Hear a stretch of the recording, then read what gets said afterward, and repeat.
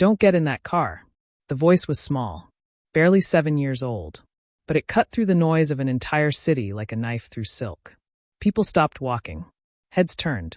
A businessman nearly dropped his coffee. And one of the wealthiest men in Creston City froze on the steps of his own building, staring down at a little girl in a tattered jacket who was looking at him like his life depended on the next 5 seconds. Because it did. But before we get to that moment, before we get to the black sedan, the fake driver, and the trap that nearly swallowed a man whole, we need to go back. We need to understand who this little girl was. Because Zara didn't appear out of nowhere. She was built, slowly, painfully, beautifully, by a life that had never once been easy. Creston City didn't care about children like Zara. It wasn't cruel about it. It wasn't loud about it. It simply didn't notice. And that is its own kind of cruelty. The city moved fast, all sharp suits and ringing phones and the smell of expensive coffee drifting out of glass doors that never opened for people like her. Zara had learned very early that the world was split into 2 kinds of people. Those who looked through her, and those who looked away. She was 7 years old, and she had already accepted both. Her mother, Nadia, had once been the kind of woman who filled a room with warmth. She had worked 3 jobs, just to keep a roof over their heads and food on their small table. But illness doesn't ask permission. It doesn't check whether you can afford to be sick. It doesn't care that a little girl needs her mother standing, not lying down. The illness came anyway, quietly at first, then all at once, until Nadia spent most of her days in their one-room apartment, coughing into a folded cloth, whispering prayers to a ceiling that had seen better days. So Zara did what children who love their mothers do. She stepped up. At 7 years old, she became the provider. Every morning, she would gather whatever their neighbors donated, bruised fruit, old clothes, broken things that still had a little life left in them, and she would place them carefully into a basket. Not just any basket, a hand-woven reed basket that had belonged to her grandmother. Every loop, every strand, her grandmother's hands had touched. To the world, it was just an old basket. To Zara, it was everything. She would carry it to her spot outside Harlow Tower, one of the most expensive buildings in all of Creston City, set it down on the pavement, smooth her jacket, the one with the fraying hem she had long stopped thinking about, and begin her day. Her grandmother had given her something that no amount of money could buy. "Maya," the old woman used to say, and then she would catch herself and smile. "Zara. God gives the sharpest eyes to those who have nothing else to rely on." Zara had taken those words and tucked them somewhere deep inside her chest, right next to the ache of missing her grandmother, right next to the quiet fear she carried for her mother every single day. And she had used them. She used them to survive. She noticed everything. She noticed which businessmen walked with their chins up. Those were the generous ones. The guilty ones always walked faster, eyes down, like the ground owed them something. She noticed which street corners were busiest and at what exact time. She noticed when the rhythm of a familiar block shifted, even slightly, even in ways she couldn't put into words yet, only into feeling. She noticed things that grown adults, with all their education and experience and expensive watches, walked right past without a second glance. That gift, if you could call a hard life a gift, was about to matter more than she could possibly know.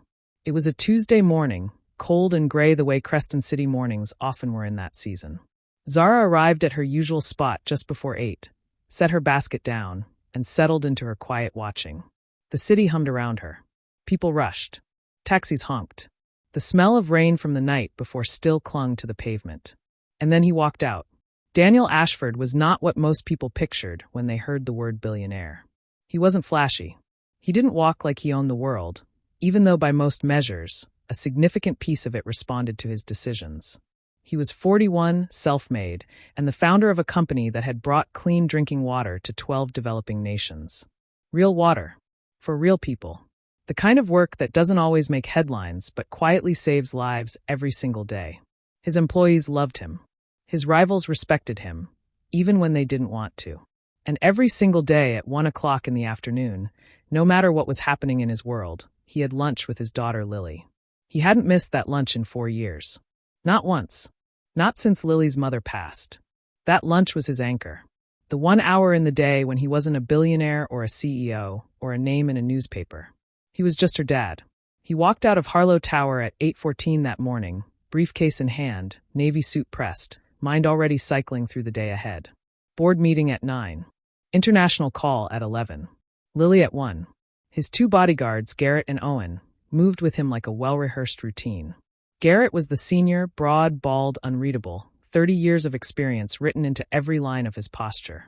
Owen was younger, sharper in a different way, already checking his watch to confirm the car's arrival. The black sedan was right there, idling at the curb. Plates matched. Timing was perfect. Garrett did a sweep with his eyes, nodded once. They started walking. And that was when Zara's whole body went cold. Something was wrong. She didn't have the words for it yet. She just felt it, the way you feel a storm coming before a single cloud appears. Her eyes locked onto the car, then the driver behind the wheel, and her grandmother's voice rose up from somewhere deep inside her chest. When your gut screams, child, you listen before your brain argues. She didn't think. She moved. She stepped directly into Daniel Ashford's path, raised her palm flat in the air, fingers spread wide, and every ounce of urgency she had ever felt in her short, difficult life poured out of her in 4 words. Don't get in that car. The street went silent. Garrett's hand flew toward his jacket. Owen spun around, scanning the area. Passers-by stopped dead in their tracks. Someone gasped. A woman grabbed her bag. But Daniel Ashford did something nobody expected. He looked at her eyes. And he stopped. He didn't stop because she startled him. He didn't stop because his bodyguards hesitated, or because the crowd had frozen around them like a photograph. Daniel Ashford stopped because of her eyes. And if you have ever seen the eyes of a child who is not playing, not pretending, not asking for anything except to be believed, then you know exactly what he saw when he looked at Zara. She wasn't scared of him. She was scared for him. There is a difference. And it takes a certain kind of person to recognize it in less than a second. He did something that his security team would later describe as completely unexpected. He crouched down. This man, this 41-year-old billionaire in a pressed Navy suit, with a board meeting in 45 minutes and half the world waiting on his decisions. He brought himself all the way down to the height of a 7-year-old girl in a tattered jacket, and he looked her in the eye like she was the most important person on that street. Because in that moment she was. "What's your name?" he asked. His voice was quiet, calm, like he had all the time in the world. "Zara," she whispered. "Okay, Zara. Tell me what's wrong." Owen stepped forward. "Sir, we really need to move." Daniel raised one hand without looking back. Just one hand. And Owen went silent. His eyes never left hers. And then Zara spoke. The words came tumbling out of her, fast and urgent, but they were not the scattered words of a frightened child. They were precise. They were the words of someone who had spent years training her eyes on the world because her survival depended on it. She told him she was at this corner every single day. She knew his car. She knew his driver, tall, silver at the temples, always arriving from the left side of the block, always performing the same small gesture when he pulled up. A subtle two-finger wave toward the curb, like a quiet hello to the morning. She had seen it so many times it had become part of the rhythm of her day, as familiar as the sound of the city waking up. The man behind that wheel had not waved. His hands were different, bigger, gripping the wheel differently. And the car had come from the right side of the block. Not the left. Never the right. Not once in all the mornings she had watched. Silence fell over the group like a heavy blanket. Garrett had gone completely still. Not the still of a man who was calm. The still of a man whose professional instincts had just fired every alarm at once. He turned slowly toward the sedan. Really looked at it. His jaw tightened in a way that said everything without saying a word. "Derek," Daniel said quietly, using his bodyguard's full name for the first time that morning. "I see it," Garrett replied, his voice low and controlled, though something behind his eyes had shifted into a cold, sharp alertness. "Owen, step back. Now." Owen already had his phone out. The police arrived 11 minutes later. What they found inside that black sedan told a story that the lead detective would later describe as one of the most meticulously planned abductions he had seen in 20 years on the force. The navigation system had been rerouted. There was a hidden compartment in the rear of the vehicle. And on the driver's encrypted phone, there were messages, clear, cold, deliberate messages, connecting back to a rival investor who had lost hundreds of millions in a lawsuit against Daniel's company. A man who had apparently decided that if he couldn't beat Daniel in court, he would remove him from the equation entirely. The fake driver was in handcuffs before noon, and Daniel Ashford sat on the stone steps of Harlow Tower and did not move. He didn't take calls. He didn't go inside. He didn't speak to his PR team or his lawyers or his board. He just sat there, briefcase across his knees, the morning feeling suddenly enormous and fragile and precious in a way it had never felt before. Because he understood now, with the kind of clarity that only near disaster can deliver, exactly how close he had come. How thin the line had been. How completely and utterly a 7-year-old girl with a woven basket and sharp eyes had just rewritten the rest of his life. Zara sat beside him. She hadn't left. She wasn't sure why. She just hadn't. After a long while, he looked at her. "You saved my life," he said. Simply. Quietly. Like it was just a fact. Zara picked at a loose thread on her jacket. "I just noticed," she said. "Most people don't." She glanced up at him. "Most people don't have to." He sat with that for a moment. Because she was right. And they both knew it. Then, carefully, gently, he asked about her mother. And Zara told him. She told him the way children who carry adult burdens always do. With a practiced flatness, the kind that is somehow more heartbreaking than tears. Her mother was sick. She came to this corner every day to sell what she could. She brought the money home. It was enough. It wasn't enough. But it was what she had. Daniel listened to every word. He didn't interrupt. He didn't look at his phone. He didn't offer empty reassurances or the kind of polished sympathy that wealthy people sometimes use as a substitute for actually doing something. He just listened. Completely. The way Zara had listened to the world her whole life. With full, careful, total attention. When she finished, he was quiet for a moment. Then he asked her, softly, if she would let him help. Zara looked at him the way she looked at everything. She searched his face for the angle, the catch, the moment the kindness would reveal its true shape. She had met people who smiled warmly and meant nothing by it. She had learned that generosity with conditions attached was just another kind of transaction. She wasn't interested in transactions. But Daniel held her gaze. Steady. Open. Without flinching. "No catch," he said quietly. "I promise. No catch." Something in Zara's face changed. It was small, like a window that has been sealed shut for a very long time, cracking open just slightly, just enough to let one thin line of light through. And then, without warning, without drama, she began to cry. Not loudly. Not in the way people cry when they want to be noticed. She cried the way children cry when they have been strong for so long that even the smallest moment of kindness breaks something loose inside them. Soft tears. Private tears. The kind that carry both relief and grief in equal measure, arriving hand in hand, as if they had been waiting together just behind her eyes for months. Daniel didn't say a word. He didn't try to fix it or rush her through it. He didn't offer a tissue or a solution or a motivational phrase. He simply stayed beside her. Present. Still. Shoulder to shoulder with a little girl on the steps of the most expensive building in Creston City, letting her feel, for the first time in a very long time, that she didn't have to hold everything alone. Sometimes that is the most powerful thing one human being can offer another. Not money.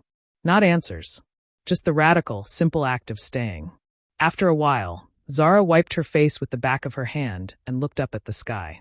"My grandma said God gives the sharpest eyes to those who have nothing else," she said quietly. Daniel nodded slowly. "Your grandma was right." He paused. "And today, those sharp eyes saved more than just my life." She glanced at him sideways. "Yours and who else's?" He thought about his daughter. About the lunch at 1 o'clock. About a little girl who had already lost her mother, and how terrifyingly close she had come to losing her father too, on an ordinary Tuesday morning, on a street she would never even walk down. "Mine," he said. "And my daughter's." Zara absorbed that quietly. Then she stood up, with the kind of quiet dignity that belongs only to children who have survived things they never should have had to face. She picked up her grandmother's basket. She straightened her jacket. And she held out her hand, small, steady, certain. He took it and shook it like she was an equal. Because she was. "Thank you, Zara," he said. She nodded once. "Take care of yourself, mister." And for the first time that entire morning, Daniel Ashford smiled. 6 months later, the corner outside Harlow Tower looked exactly the same. The city still rushed. The wind still bit. Businessmen still moved with their chins tucked, and their minds already somewhere else. But the spot where a small girl in a tattered jacket used to sit, basket in her lap, eyes quietly watching everything, that spot was empty. Across Creston City, in the sunlit wing of a private pulmonary clinic, Nadia was breathing easily. The cough that had haunted their small apartment for so long was gone, replaced by the slow, steady, miraculous rhythm of a woman healing. Daniel had kept every word of his promise. No press releases. No cameras. No grand public gesture. Just quiet, deliberate, absolute action. The kind of goodness that doesn't need an audience. Zara no longer carried her grandmother's basket. She carried a sketchbook now. Its pages were filling up slowly, with faces, with buildings, with the way afternoon light landed on her mother's sleeping face, with the exact shape of Lily's laugh on the Sundays when the Ashfords came to visit. Her jacket was warm. Her eyes were still sharp. But for the first time in her 7 years on this earth, she wasn't watching the world looking for danger. She was watching it because it was beautiful. Some angels don't arrive with wings. Some of them arrive in worn-out jackets, carrying hand-woven baskets, standing on cold city pavements before the world has even fully woken up. Some of them are 7 years old, with tired eyes that have seen far too much, and hearts that somehow, haven't closed. And sometimes all it takes to change 2 lives forever is one moment of courage. One small hand raised. For words spoken out loud when every instinct says stay quiet, stay small, stay invisible. Don't get in that car. For words. From a girl nobody saw. That changed everything. If this story of overcoming adversity touched your heart, subscribe to the channel for more inspiring stories that show how true excellence always finds its way, regardless of the obstacles that try to block it.